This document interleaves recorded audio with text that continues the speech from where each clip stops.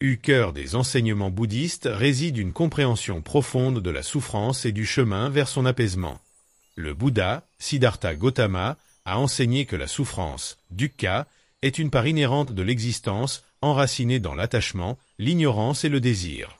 Cependant, il a également éclairé une voie vers la libération à travers des pratiques qui cultivent la sagesse, la compassion et la paix intérieure.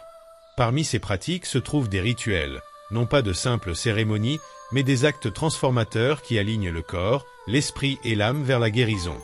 Ces rituels, tirés de diverses traditions bouddhistes, Theravada, Mahina et Vajrayana, offrent aux pratiquants des outils pour soulager les maux physiques, apaiser les tourments émotionnels et reconnecter l'esprit à sa nature profonde. Cette narration explore 10 rituels bouddhistes qui activent l'auto-guérison, chacun ancré dans le dharma et conçu pour favoriser l'harmonie intérieure. 1. La méditation sur le Bouddha de la médecine. Dans les temples paisibles du Tibet, les pratiquants se réunissent au crépuscule, l'esprit calme, le cœur ouvert. Le Bouddha de la médecine, Sanjie Manla, rayonne dans leur visualisation, son corps de lapis-lazuli scintillant d'une lumière guérisseuse. Cette méditation, centrale dans le bouddhisme tibétain, est un rituel d'invocation de l'énergie curative du Bouddha de la médecine, dont les enseignements sont considérés comme la base des 4 grands tantras de la médecine tibétaine. Le pratiquant s'installe dans un espace tranquille, les jambes croisées en position du lotus, et commence par générer une intention positive, guérir soi-même et autrui de la souffrance. Le rituel se déploie avec la visualisation du Bouddha de la médecine assis sur un trône de lotus, tenant un bol de nectar curatif dans sa main gauche et une plante d'arura dans sa main droite. En chantant le mantra Tadiatoem Beshaji Beshaji Ma Beshaji Samudgat SVH, le pratiquant imagine une lumière bleue émanant du cœur du Bouddha, pénétrant son propre corps et dissolvant les afflictions physiques et mentales. Cette lumière purifie les toxines, apaise les émotions perturbatrices et restaure l'équilibre énergétique. Avec chaque récitation, l'esprit s'apaise et une sensation de chaleur et de clarté envahit le corps.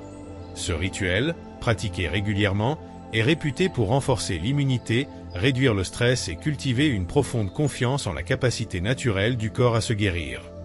2. La marche méditative, Kinin. Dans les monastères zen du Japon, les moines s'avancent lentement dans la cour, chaque pas ancré dans l'instant présent. La marche méditative, ou Kinin, est un rituel qui transforme un acte quotidien, marcher, en une pratique de pleine conscience. Contrairement à la méditation assise, Kinin engage le corps dans un mouvement délibéré, synchronisant chaque pas avec la respiration. Ce rituel est particulièrement efficace pour ceux qui trouvent difficile de rester immobiles ou qui cherchent à intégrer la méditation dans leur vie active. Le pratiquant commence par se tenir debout, les mains jointes dans un mudra spécifique, les yeux mi-clos, le regard dirigé vers le sol à quelques mètres devant. À chaque inspiration, un pas est avancé, à chaque expiration, le poids du corps s'enracine dans la terre. Le mouvement est lent, presque imperceptible, permettant une attention totale à la sensation des pieds touchant le sol, au balancement subtil du corps, à l'air caressant la peau. Lorsque l'esprit s'égare, le pratiquant le ramène doucement au rythme de la marche. Kinin favorise la circulation sanguine, réduit l'anxiété et renforce la connexion entre le corps et l'esprit, créant un espace de guérison où les tensions se dissolvent naturellement. 3. La récitation d'Estra. Dans les salles ornées des temples Theravada de Thaïlande, les fidèles se rassemblent pour réciter l'Estra, les paroles du Bouddha consignées dans les textes anciens. Ce rituel, commun à toutes les traditions bouddhistes, utilise le pouvoir du son et de l'intention pour purifier l'esprit et guérir le cœur. Les stras, tels que le stra du cœur ou le stra de la bienveillance universelle, Metta Sutta, sont chantés avec une cadence rythmée, leurs syllabes résonnant dans l'espace sacré. Le pratiquant s'assoit en posture méditative, tenant parfois un texte ou un chapelet, mala, pour compter les récitations. En chantant, il se concentre sur le sens des paroles, comme l'appel à la compassion universelle dans le Metta Sutta. Puissent tous les êtres être heureux, libres de souffrance, en paix. La vibration des mots, combinée à l'intention altruiste, crée un champ énergétique qui apaise les émotions négatives et renforce le bien-être mental. Ce rituel est particulièrement puissant pour surmonter la colère, la tristesse ou le sentiment d'isolement, car il reconnecte le pratiquant à une communauté universelle d'êtres sensibles. 4. L'offrande d'encens. Dans les sanctuaires bouddhistes du monde entier, une fine volute de fumée s'élève d'un bâton d'encens allumé, emportant avec elle les vœux de paix et de guérison. L'offrande d'encens est un rituel simple mais profondément symbolique, représentant la purification de l'environnement et de l'esprit.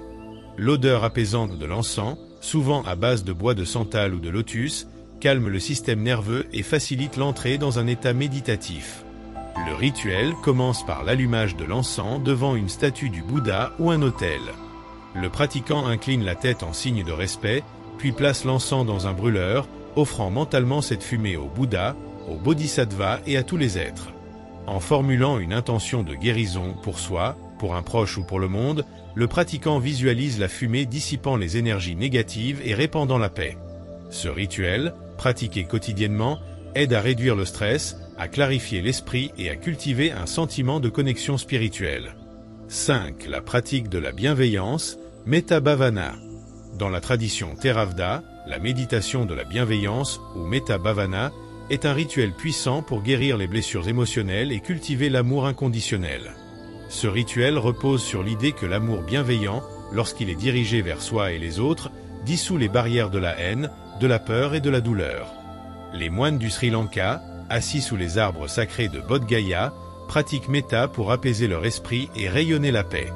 Le pratiquant commence par s'asseoir confortablement et se concentrer sur son propre cœur, répétant des phrases comme « Que je sois heureux, que je sois en paix, que je sois libre de souffrance ».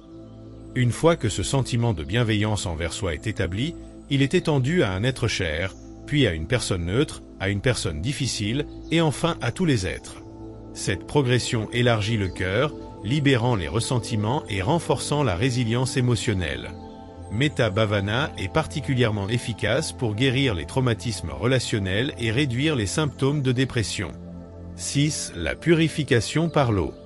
Dans l'enceinte paisible des temples bouddhistes de Corée, où l'air embaume le pain et l'encens, les pratiquants s'approchent d'un autel orné de fleurs de lotus. Là, un rituel ancien prend vie, la purification par l'eau, pratiquée avec ferveur lors de la célébration de Vesak, l'anniversaire du Bouddha.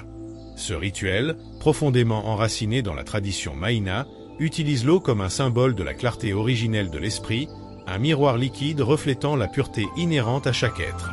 L'acte de verser de l'eau sur une statue du Bouddha devient une méditation active, un geste de renouveau qui lave les impuretés du cœur et du corps. Le pratiquant, souvent vêtu de blanc en signe de simplicité, s'avance vers l'autel avec une louche en bois ou en métal, remplie d'eau pure, parfois infusée de pétales de rose ou de jasmin, dont le parfum délicat flotte dans l'air. Debout face à une statue du Bouddha, il incline la tête en un geste de respect, puis commence à verser l'eau lentement sur l'effigie, souvent une représentation du Bouddha enfant pointant un doigt vers le ciel et un vers la terre.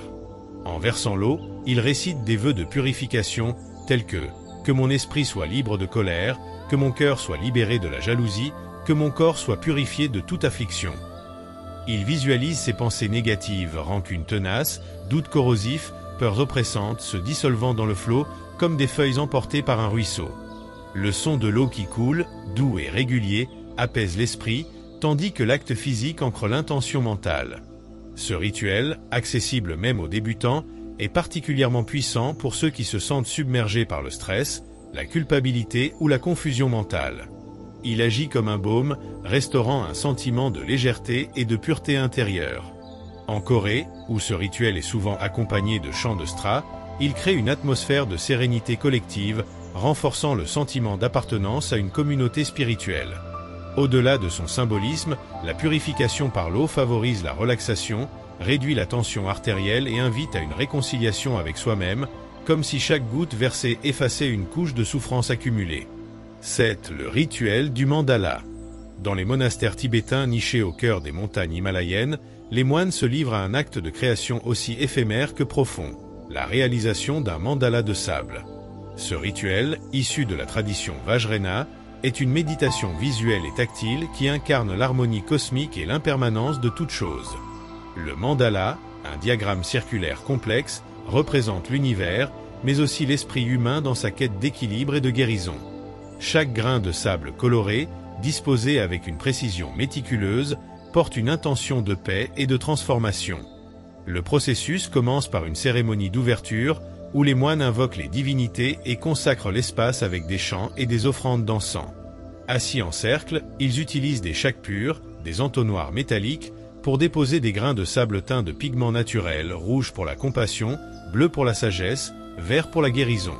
Chaque section du mandala correspond à une énergie spirituelle ou à une qualité de l'éveil, formant un palais sacré où résident les Bouddhas et Bodhisattvas. Pour les pratiquants laïcs, qui n'ont pas accès à cette technique complexe, le rituel peut être adapté par la visualisation mentale d'un mandala ou par la création de dessins simples sur papier. Pendant la création, le pratiquant se concentre sur l'intention de guérir soi-même, un proche ou tous les êtres. Chaque mouvement est une méditation, chaque grain une prière.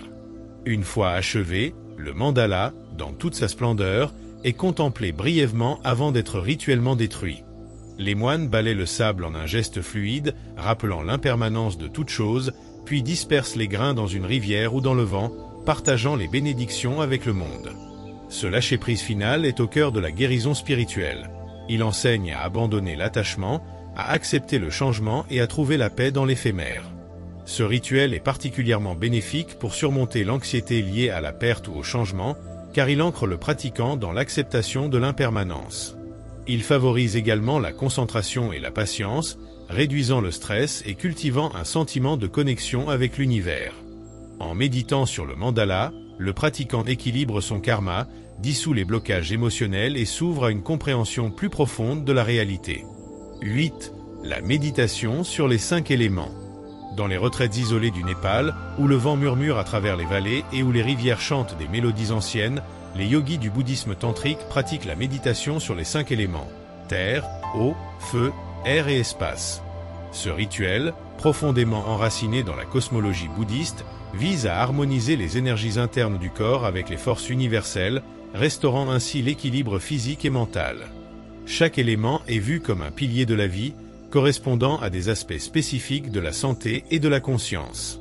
Le pratiquant s'installe dans une posture stable, souvent sur un coussin face à une vue naturelle, pour amplifier sa connexion avec les éléments. La méditation commence par une respiration profonde, ancrant l'esprit dans le moment présent. Pour l'élémentaire, il visualise la solidité de ses os et de ses muscles, imaginant une énergie ferme et stable qui le soutient. Pour l'eau, il se concentre sur la fluidité du sang et des fluides corporels, voyant une rivière claire dissoudre les tensions. L'élément feu est invoqué à travers la chaleur du métabolisme, une flamme intérieure qui purifie les toxines. L'air, associé à la respiration, circule librement, libérant les blocages émotionnels.